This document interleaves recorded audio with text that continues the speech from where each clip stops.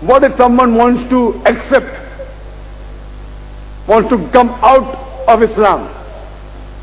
Quran clearly mentions in Surah Baqarah chapter number 2 verse number 256, La ikrah fid deen, there is no compulsion in religion. Truth stands out clear from error. What some of the scholars they say, that if that person after converting, if he propagates his new faith and speaks against Islam, then the penalty of death is there. And this is the same law, somewhat similar law in most countries, including India. There's something like apostasy in India. In India, if suppose someone sells the secrets of the country to an enemy, fine? What he's selling may be the truth. He may have blueprints. Some countries will give death penalty, some countries will give life imprisonment, even though he's speaking the truth. So every country has its law. So in Islam, if someone changes from a Muslim after accepting to any other religion and propagates it and preaches it and speaks against it, only if it's an Islamic country. If someone does that in India, no one can kill him here. If he's in a country which follows the Islamic law, now what he's doing, he's causing corruption. He is spreading things which are unpeaceful. So for this, if it's an Islamic country, all the so-called Muslim countries don't follow Islamic law. How will I tell you? You can count on the fingertips. There are also some people follow this law, some countries follow the other law. I don't know any country in the world which is 100% Islamic. I don't know any.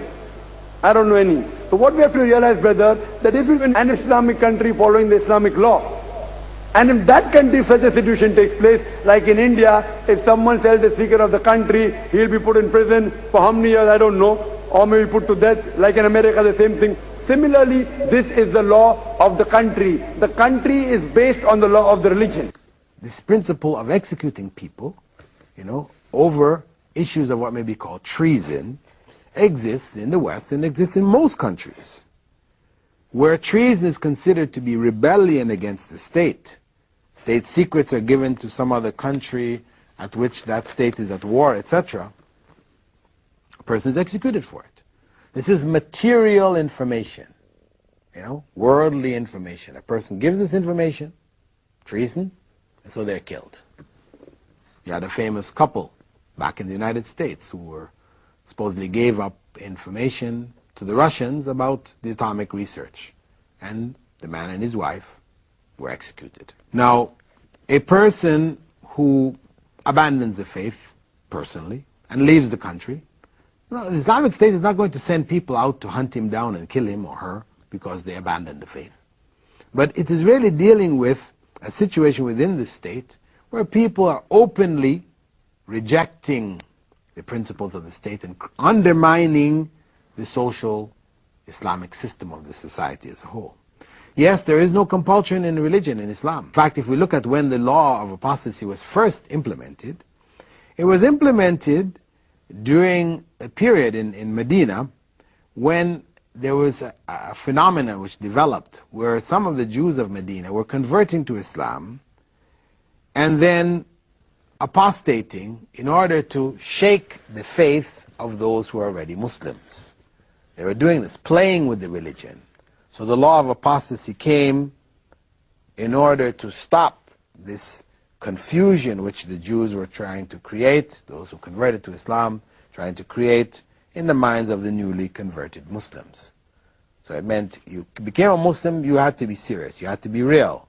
Otherwise, then you would be executed. So people were no longer allowed to play with the religion, create that confusion. Right? The death penalty for apostasy really is for those who cooperate with the enemies at war with the Muslim state, or those who gather people against Islam and to fight against the state. This is really the place for its application. The person who personally doesn't pray or whatever, in his home, whatever, nobody's going to come breaking into the home to see, are you praying or you're not praying, are you fasting or you're not fasting. The state doesn't do this, unless it becomes something open. So a person who personally, on an individual level, apostates and keeps it to himself or herself, then the state does not go and hunt them down. We don't have inquisition courts set up to track and test people's faith and this type of thing. And even when a person is caught, or a person openly makes these statements of apostasy, etc., then they're brought before court and asked to recant. their statements, to take it back. If they recant and take it back, then they're not executed. Have you heard the term cut and paste?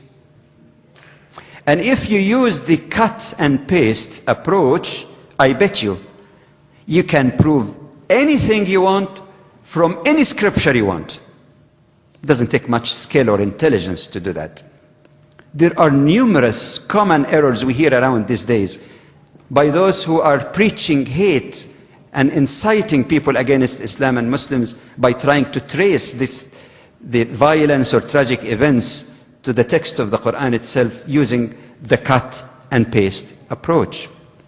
Oftentimes the errors come from mistranslation, taking one part in the middle of one verse in the Quran. It happens sometimes.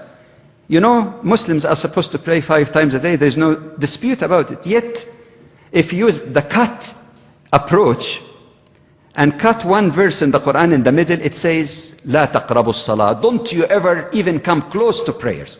It doesn't say don't pray only. Don't even come closer to prayers. But if you complete the ayah, you get the opposite meaning. وَأَنْتُمْ سُكَارَى. Don't come to prayer when you are intoxicated, so that you can understand when you're reciting. This is one example of the cut and paste.